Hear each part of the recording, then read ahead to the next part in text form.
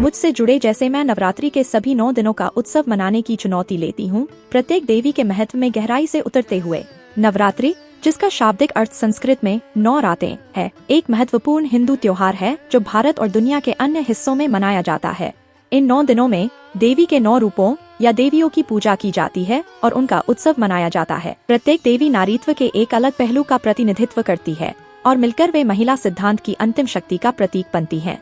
अब मैं नवरात्रि के बारे में कुछ सामान्य भ्रांतियों का सामना करना चाहती हूँ। बहुत से लोग सोचते हैं कि यह सिर्फ नृत्य, संगीत और मौजमस्ती का त्योहार है, लेकिन यह केवल एक छोटा सा हिस्सा है। सच तो यह है कि नवरात्रि इससे कहीं अधिक है। यह देवीत्व का उत्सव है और इस त्योहार के प्रत्येक दिन को एक अलग देवी को समर्पित किया जाता है, जिनकी अपनी अनूठी कहानी और महत्व है। एक भ्रांति यह है कि नवरात्रि केवल कुछ क्षेत्रों में मनाई जाती है, लेकिन यह सच नहीं है।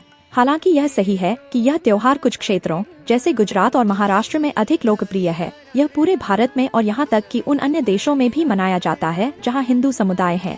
एक और भ्रांति यह है कि नवरात्रि केवल देवी की पूजा करने के बारे में है, लेकिन यह उससे अधिक है। यह नारीत्व की शक्ति का उत्सव मनाने के बारे में है और हमारे जीवन में महिलाओं की भूमिका को पहचानने के बारे में है। यह ब्रह्मांड में महिला सिद्धांत के महत्व को स्वीकार करने और यह स्वीकार करने के बारे में है कि महिलाएं हमारे जीवन और समाज को आकार देने की शक्ति रखती हैं। बहुत से लोग यह भी सोचते हैं कि नवरात्रि केवल अनुष्ठानों और परंपराओं का त्योहार है, लेकिन वास्तव में यह उससे कहीं अधिक है। यह जीवन, नारीत्व और दिव्य की शक्ति का उत्सव है।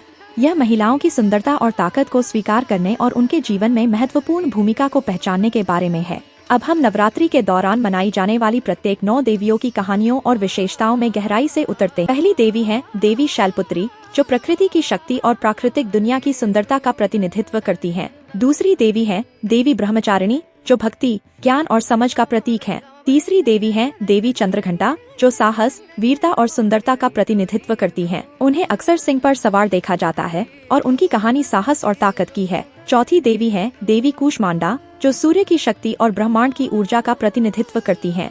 पांचवी देवी है देवी स्कंद माता, जो मातृत्व की शक्ति और नारीत्व के पोषण पहलू का प्रतीक है। छठी देवी है देवी कात्यायनी, जो साहस, ताकत और दृढ़ता का प्रतिनिधित्व करती हैं। सातवीं देवी है देवी कालरात्रि, जो समय और जीवन और मृत्यु के चक्रों की शक्ति का प्रतिनिधित्व करती हैं। आठवीं देवी है देवी महागौरी, जो सुंदरता, पवित्रता और निर्दोषता का प्रतीक है। नौवीं और अंतिम देवी है देवी सिद्धिदात्री, जो दिव्य नारीत्व की अंतिम शक्ति का प्रतिनिधित्व करती हैं और सभी नारीत्व के पहलुओं का समापन करती हैं, जिन्हें हमने नवरात्रि के दौरान मनाया है।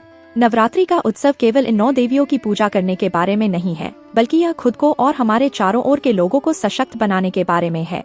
यह नारीत्व के महत्व को पहचानने और महिलाओं की भूमिका को समझने के बारे में है।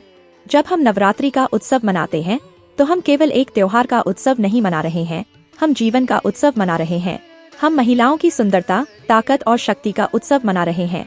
हम देवीत्व का उत्सव मना रहे हैं और इसके सभी पहलुओं का। अंत में, नवरात्रि केवल एक त्योहार नहीं है, यह एक जीवन शैली है। यह महिलाओं के महत्व को पहचानने और उनकी सुंदरता, ताकत और शक्ति का उत्सव मनाने के बारे में है। इस वीडियो में हमने नवरात्रि के दौरान मनाई जाने वाली प्रत्येक 9 देवियों के महत्व की खोज की है और त्योहार के असली अर्थ में गहराई से उतरने का प्रयास किया है। मुझे आशा है कि आपने इस यात्रा का आनंद लिया है और मैं आपके नवरात्रि अनुभवों के बारे में टिप्पणियों में सुनना चाहूंगी। यदि आप सांस्कृतिक त्योहारों के बारे में और जानने में रुचि रखते हैं, तो हमारी अगली वीडियो दिवाली, दीपों का त्योहार पर जरूर देखें।